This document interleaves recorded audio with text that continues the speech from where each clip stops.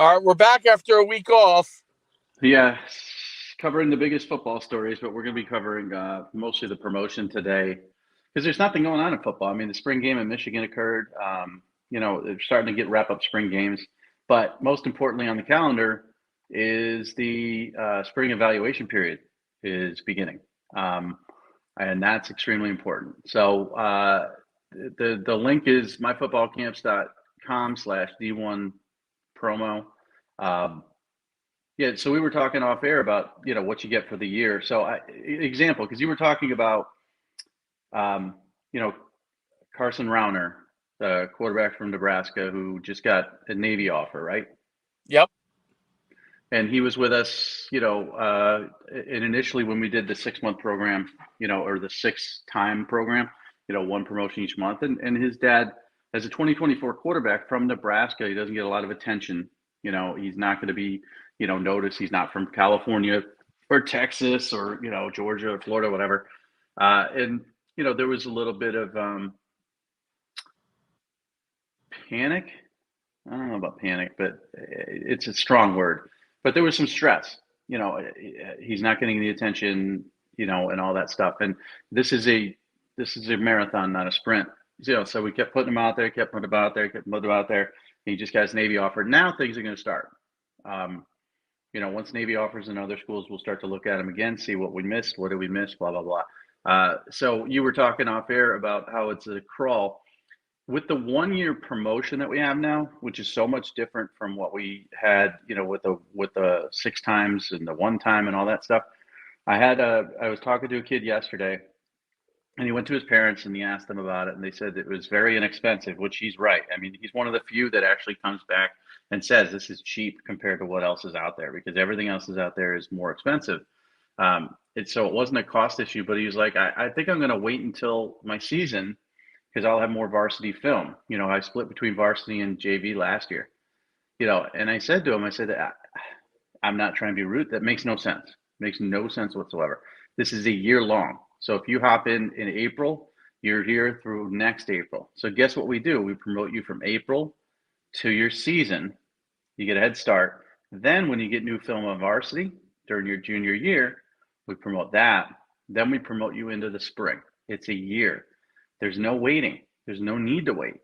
I get before when it was the 6 time, you don't want to waste the 6 times maybe leading up to your season, which I still think is the off season is more beneficial than the in season for recruiting.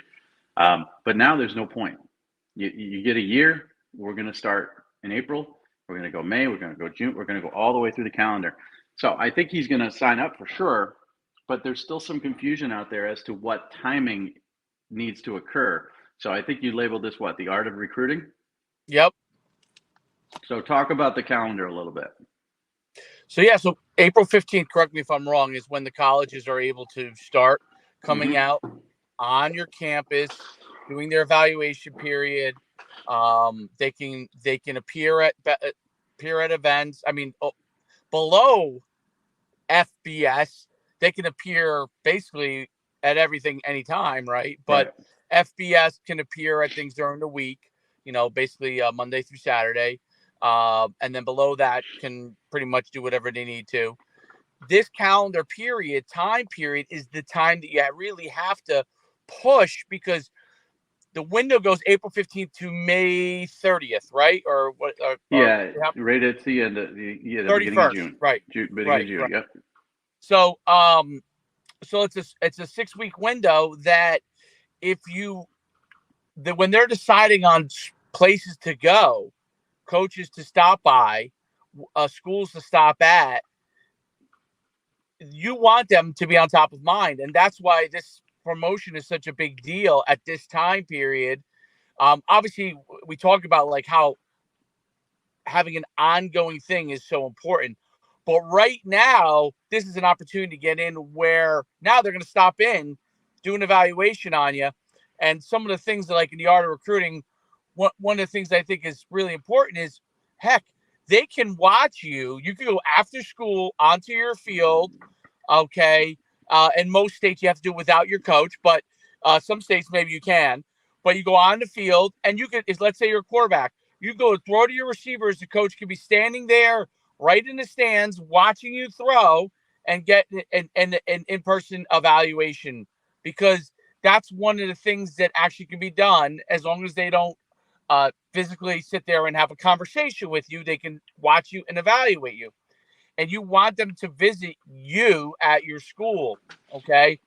Now, on the flip side of it, right, a lot of kids think that the high school coach is going to do this for them. Are there high school coaches that do that? Absolutely. There are guys that definitely take an interest in it, and their players do a ton of stuff for them. There also are a lot of coaches that are teachers, coach 3 sports in high school. If they're even if they're the head football coach, they're responsible for this or that. So their time in recruiting gets strapped. This becomes another assistant for you. This becomes your assistant coach. We become your assistant coach to help promote you through the social media promotion throughout the course of the year. So it will end up assisting in everything. If your coach is doing a ton of stuff, great. It'll only add to it. If he's doing a little bit, but he's strapped on time, he can only reach out to a few places here and there. This will be a huge benefit for you, because no one's going to have the following that me and Mike have. You're talking over 1 million plus followers. I was just going through it because I was sending people to this All Northeast camp that are running April 16th. And I was going through some of the players, you know what I mean, that I was inviting, and just looking at their followers. And the coaches that were following them, it was like 7 out of 10 followed me, of these college coaches. Like they follow, and you might be 9 out of 10 if I was going through yours, right?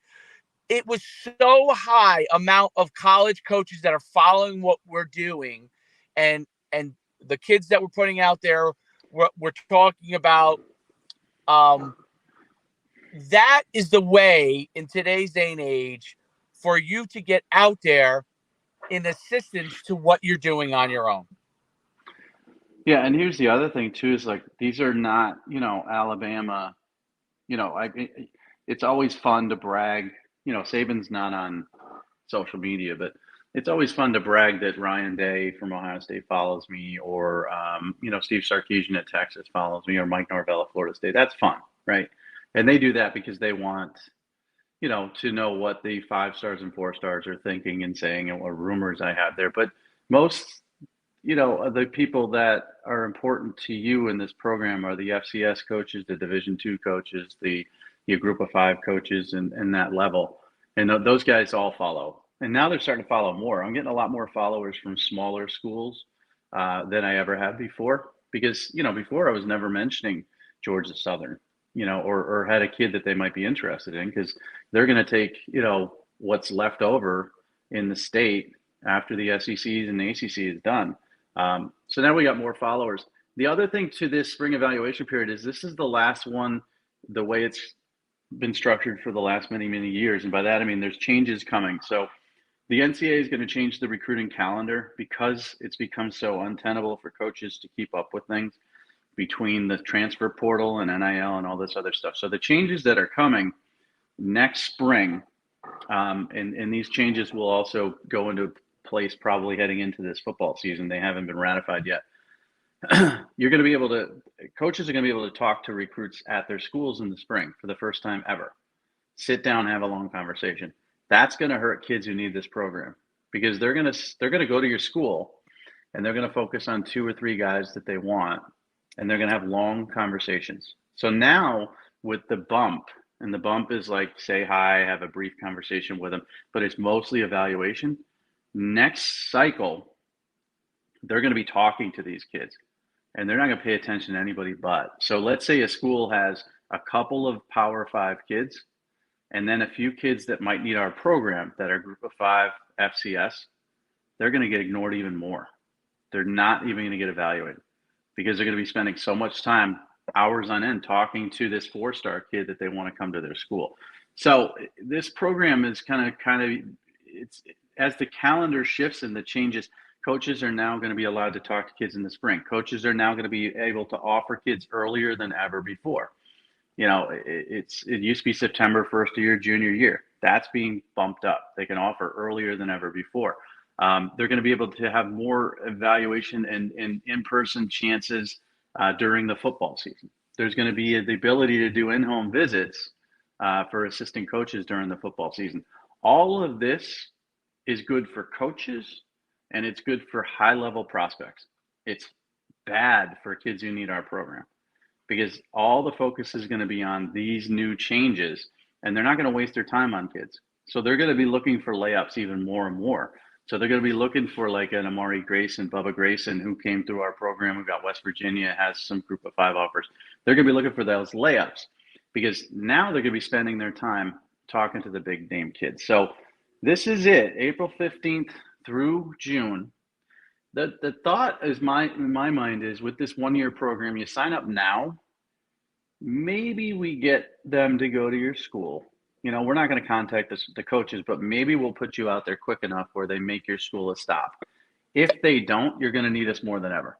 Like, if they Right. don't stop at your school, then you're really going to need us, because after June 1st, everything just dies down.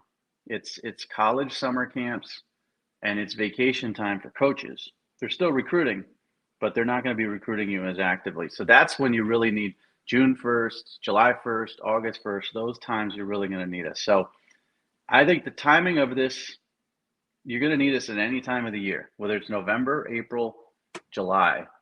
And with the year, there's really no bad time to sign up. So I get the cost point is difficult. I get that people can't afford it at this point in time. And, Well, and to me, I'll make it affordable. So this is the first time I'm putting it out there. I will create, so we have the year-long program where they pay up front, and we'll do payments for you. But I'll create, if you do the year-long program, where you can break it into monthly payments. Now, it's a year commitment, but I'll create where there's availability for monthly payments. So if you guys that are talking to me or Mike, and you're going back and forth, I'll create that for you if that's something you need. Now, look, there's a big discount. Obviously, if you do, you're saving $300 doing it up front. But for those of you who can't, everybody's in different situations, right?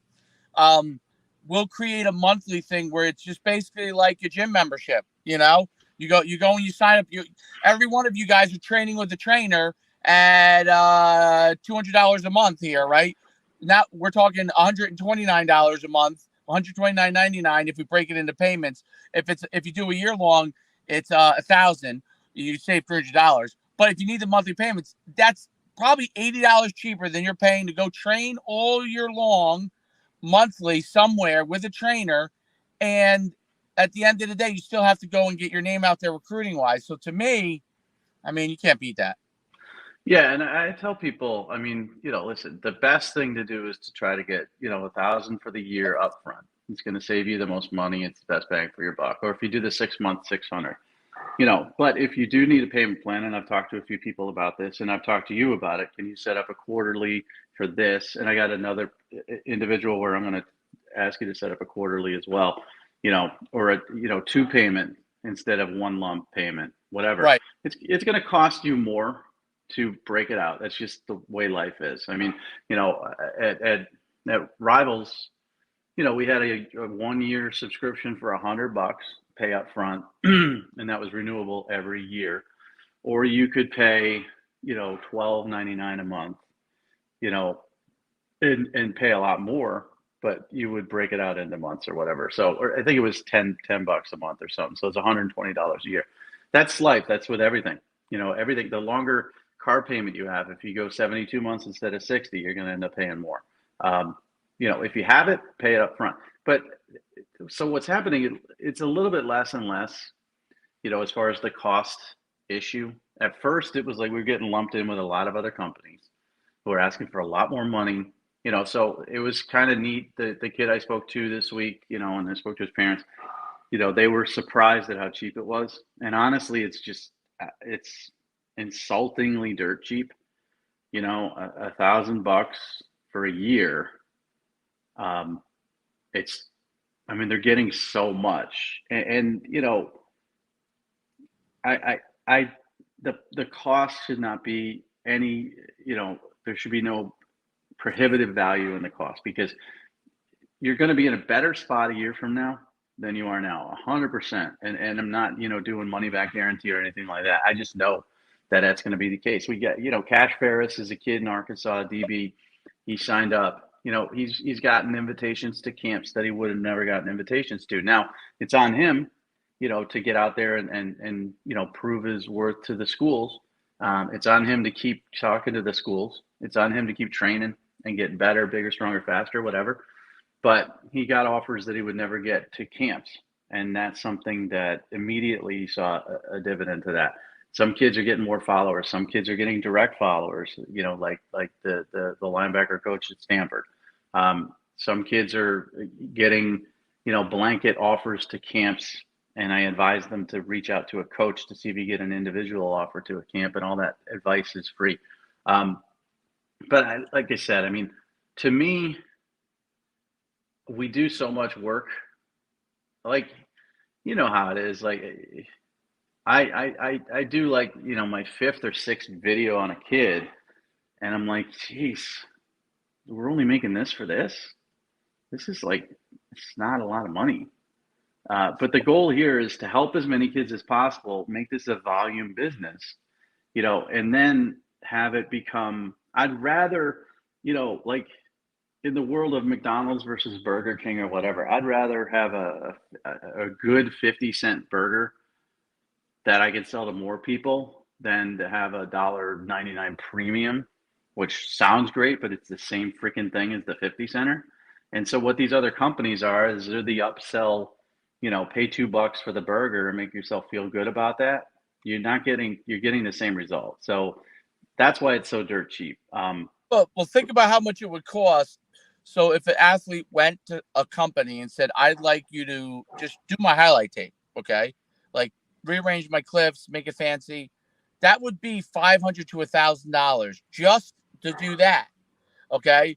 We're doing a voiceover analysis and talking about what we see on film from two experts, and they're paying a year-long stuff where we're doing multiple videos over, on these athletes.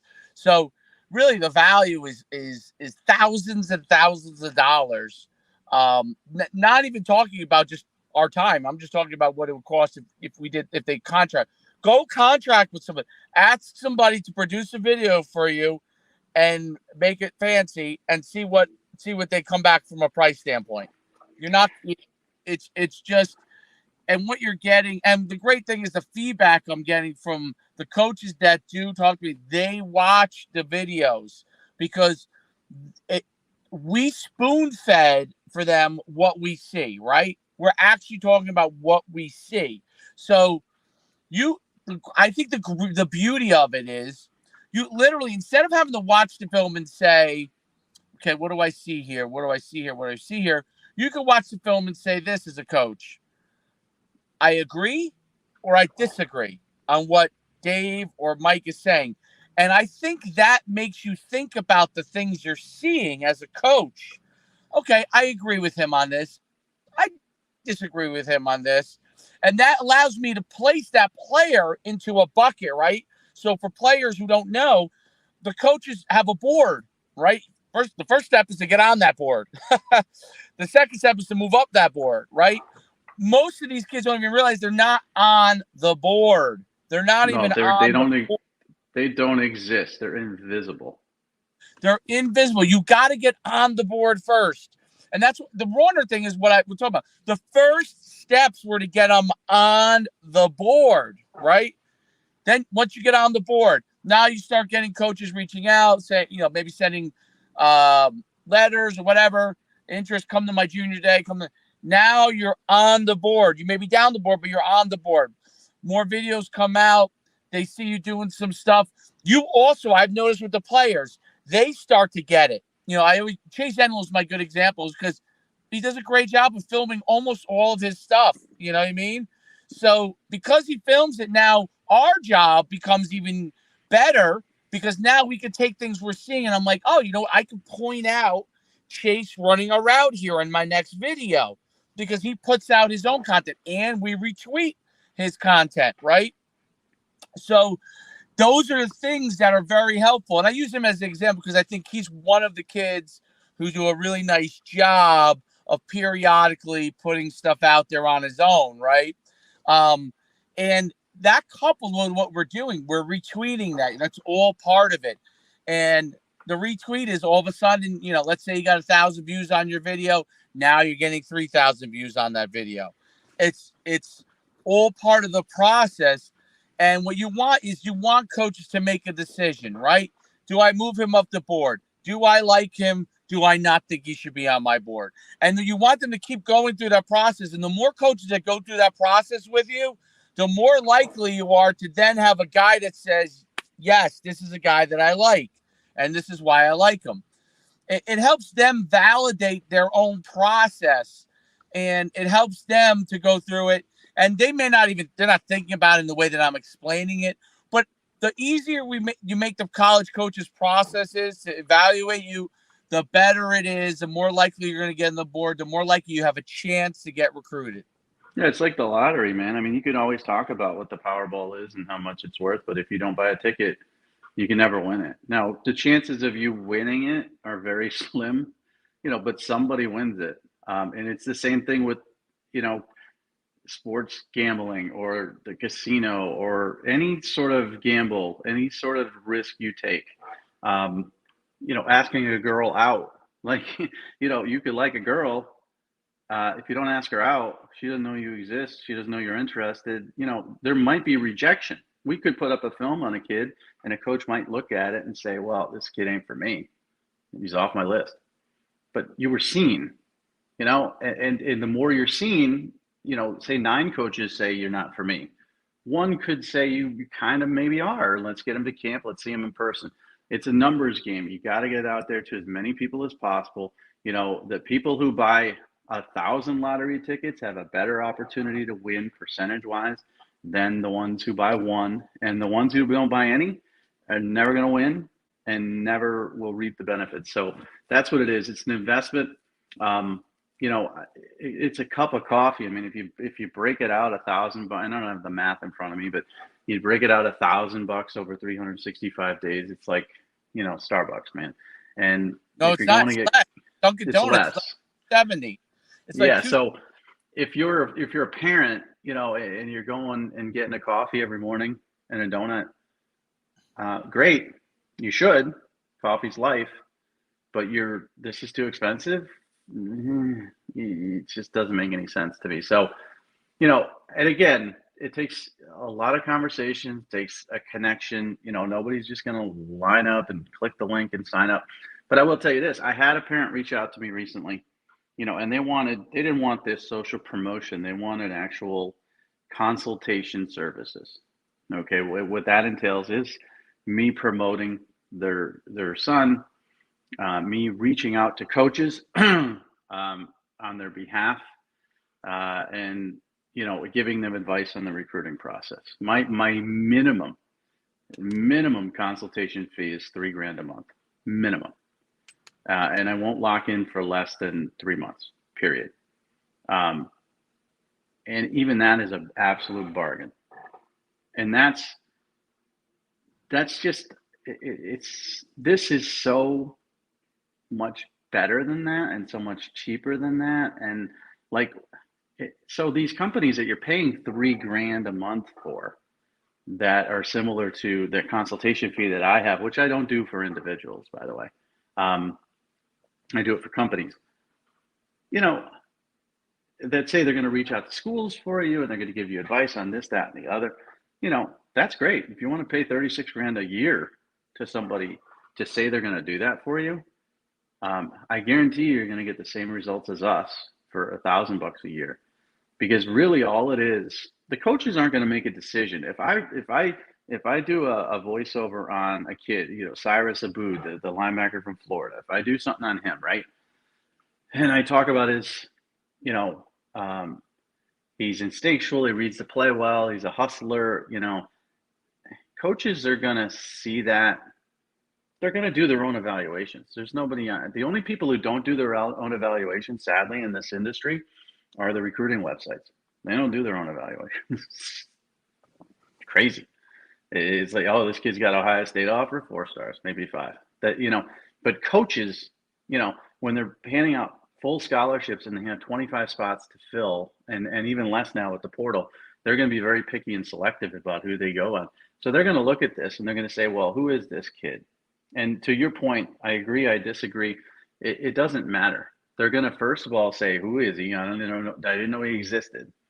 Secondly, what's his height and weight? Let's get some measurables on him if we can. If we can't get good measurables on him and we're interested based on his film, let's get him on campus. Let's see him in person. Let's get him to a summer camp.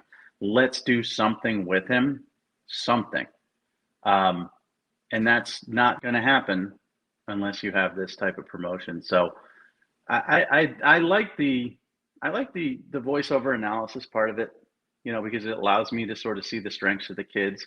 And before, evaluating the D'Anthony Arnett's of the world, or the Odell Beckham Juniors of the world, or all those 4 or 5-star kids of the world, that was fun. But now I get to see like the kids that have no interest, and I have to see, well, Bubba Grace is an example. Like, why was there no interest here? He's not the tallest or longest offensive lineman. He's not going to like be a measurable kid at the combine that like wows everybody with his wingspan.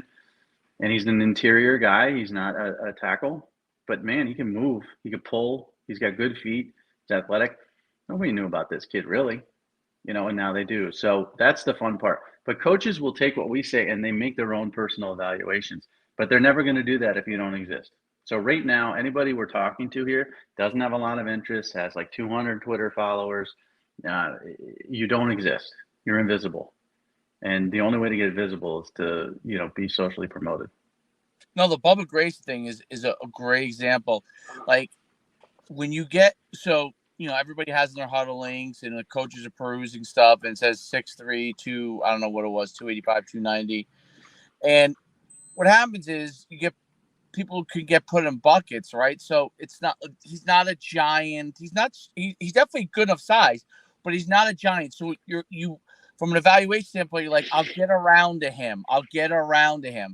But now when you go watch his film, and we put it out there so many times on him, you see the way he punishes people. You see the way he does things at camps where he punishes his feet. His arm length for his height is excellent. His finishing capability is excellent, right? And by pointing it out and putting it out there so it's in front of guys over and over again, now you're like, you know what? Listen, this guy's a guard, but I need to look at him and the way he moves. This is a guy that is the Division I guy, and that's why he's picking up offers, and he's going to pick up more and more. Immediately the first few clips he jumps off of you and how he likes to finish, right? And I think that is a thing that happens again and again. I'm seeing with prospects is that yes, if a guy is 6'7", they're going to take a look at him if it comes across their desk. But when you're in the height that they have a lot of guys on their roster with that height, they're looking first for something exceptionally that stands out, and then they're going to get to you.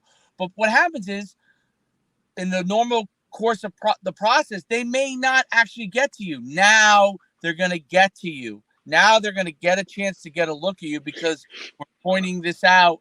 More guys are seeing it and they're saying, "Oh man, let's take a look at this guy now, and let's get him to our campus now, so we see if we really like him."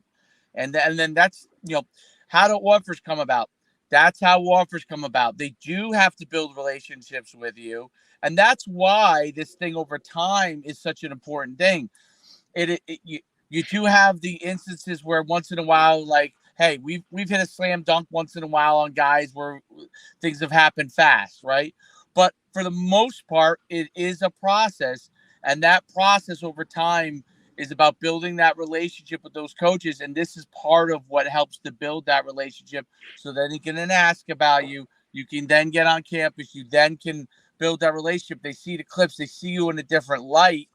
And, obviously when you go to their camp or when you meet them on a junior day, those are all things that have a huge impact, but that's all part of the process. And that's what I love about it, because it puts a face to a name with everything. It puts a familiar face, me and you, to a lot of these kids' films. So when they see it, they can evaluate it for them for the appropriate level that they're at. And it creates a little bit of buzz, even if it's just the slightest little vibration of buzz. Right. So, a kid like Cash Ferris, the kid from Arkansas, like he's getting these camp invites. Everybody gets camp invites. Team camps, of course, as you know, I mean, it's a big moneymaker. So if you go to a camp, with your team, you're one of that, team.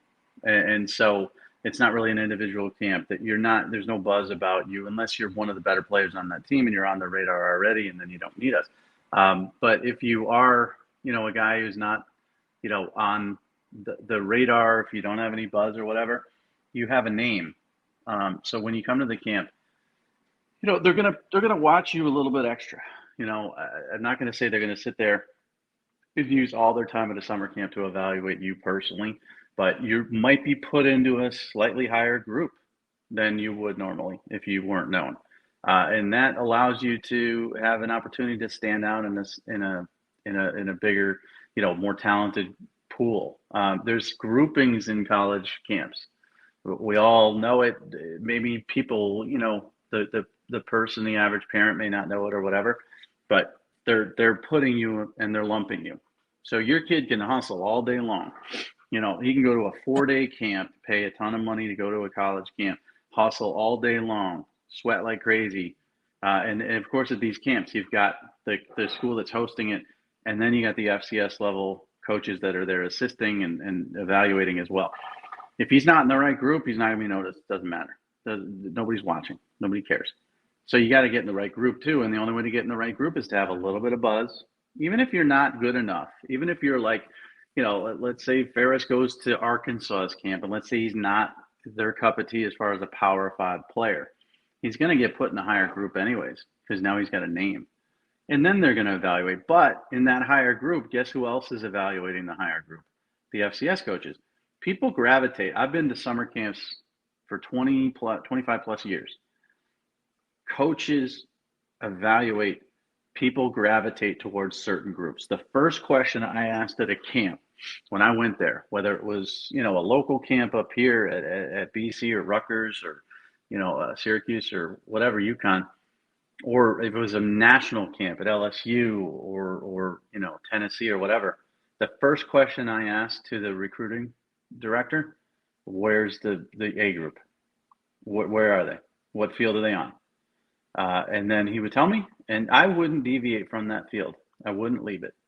There's no point for me to go to the B and C and D groups. And I was there to scout 4 and 5 stars, but also there to find freshmen that I didn't know about that weren't on my radar. But that's where I'm going. And guess where the coaches are going? They're going to that group as well. And the only way to get into that group is to have a name and a buzz. And that's what we provide, is that buzz. Now, you got to be good. You can go there and suck, and no one's going to care. Or you can go there and surprise people, but you got to get there. So as invisible as you are without this program, even with this program, you got to have a little buzz. So if you go from invisible to visible, and then you go from no buzz to buzz, you might get into that group. And then if you're in that group and you perform well that day, you might get into a different group. So it's all about that slow little incremental changes that can occur in the recruiting process that change everything, absolutely everything. And I don't think people know. I don't think people know their kids are invisible. I think they DM coaches and email coaches. I think they send their film out and they think people are watching it. They're not. I don't think people know that there's tier groups at college camps. There's tier groups at these other camps. I ran camps. Well, helped, and I didn't run them. I filled camps, let's put it this way, for 15 years. We knew who the best players were, and we put them against each other because that's what we wanted to see. And we didn't publicly say that. We didn't say, come to this camp, we're going to put you in the B list, and you're not going to be in the A. But that's what you do. You just naturally put better players with better players, and you want to be one of those guys that gets put up with better players. There's no doubt. And the reason why guys don't deviate from the A group is if for some reason somebody does something extreme in another group, they just bring them over to the A group. So you want to be in the A group. They'll pull them over. Yeah, they'll just pull them over. You don't ever have to deviate from it. And who gets pulled over, just in case people are listening and trying to figure that out. If you are 6'7", 6'6" lineman, and you're over in, I don't know, the other groups and you're doing well, they're going to bring you over to the A group. If you run a 4.4540 and you're in another group, they're going to bring you over to A group. So most of you don't fall into that category. So that's what becomes very difficult to move from those other groups if you're not one of those two categories, right? To get into the A group. So it's important to be in it from the get-go, because that really is a lottery if you're not in the A group, right? You really literally have to blast the grade 40 or literally be a giant, and that's the only way you get moved over. Yeah, and we got a couple of those. I mean, Xander's one of them. You Yeah. know, he's a physically, you look at him and then you see him move, he'll be pulled over the A group. But still, I mean, the fact that Xander started with us and started getting followed by, particular coaches and stuff like that. Now, if he goes to a camp, he's going to get not just the FCS coaches looking at him, but the actual, Power 5 assistant coach at his position is going to be looking at him. Hill Greenlee in Texas, 6'7", 290. He's a kid who would probably start off in a C or B group, and then they'll see him and they'll be like, okay, let's move him over to A. Now, he does that. He's got a lot of JV stuff. He doesn't have a lot of varsity stuff, but he's physically imposing enough to be pulled over there. But how do you get invited to those camps? That's the other thing too. Like, again, it's really hard to be noticed, because the other part about it too is, like, all these camps aren't done in one space. You ran the Winterfest under the bubble. You go to a college camp and you're going to have some kids out on the softball field, some kids out on the baseball field, some kids on the practice field, some kids on the actual stadium turf. These are different locations. So if a kid's on the softball field and he's in a B group and he stands out, doesn't matter. He might not get pulled over, because it's not like you can pull him over. Like in ours, at the bubble, a kid's 40 yards away, you could pull him over. If he's 2 fields over, and I've been to a billion camps, every campus, you can name it. Every campus runs camps on multiple fields. So if a kid's really good and he's, 250 or 300 yards away on the softball field or on the practice field, he may be great, but he may stay over there. He may never get to the A group, just because they're not going to pull him over, because pulling him over involves a big, big process. So even if you're good enough, a Hill Greenlee could be 6'7", 290, show up. He's on the softball field, which is, a quarter mile away from the actual field. Doesn't matter how big he is. They're not going to pull him over. So there's a lot of little nuances that go into it. The easiest thing is to be known. That's it. If you're not known, you have very little chance. And most of our kids are not known when we get them. And then they become known to an extent, and then things can happen for them. There's no doubt. I'm going to let you riff. I'll be back in 2 minutes. Well, I think maybe we should wrap it up. If you want. Let's wrap it up then. Good. Yeah, I'm done. Let's wrap it up, because I think we covered most of the stuff. I mean, the spring ball stuff is really just beginning. So let's, obviously let's go UConn, right? Go UConn. Go UConn tonight. They're going to kill them. I agree with you. And but let's wrap it up. myfootballcamps.com/D1 promo. And I think honestly, we nailed it. This was almost like the video that we should take and show everybody, because it really explained it really well, and the benefits of it. And if you have questions, reach out to me or Mike on Twitter. We will have a dialogue with you about it. We want, this is not a sale to us where we're like, oh, thank you for getting the sale. We want to make sure you're comfortable with the process. You're comfortable with what's going to happen, and then we'll get you on board. So please, I'm at Coach Schuman. Mike's at M Farrell Sports. Yep. All right. Until next time, we'll cut off. I'll let him go. We'll see you next Monday. All right.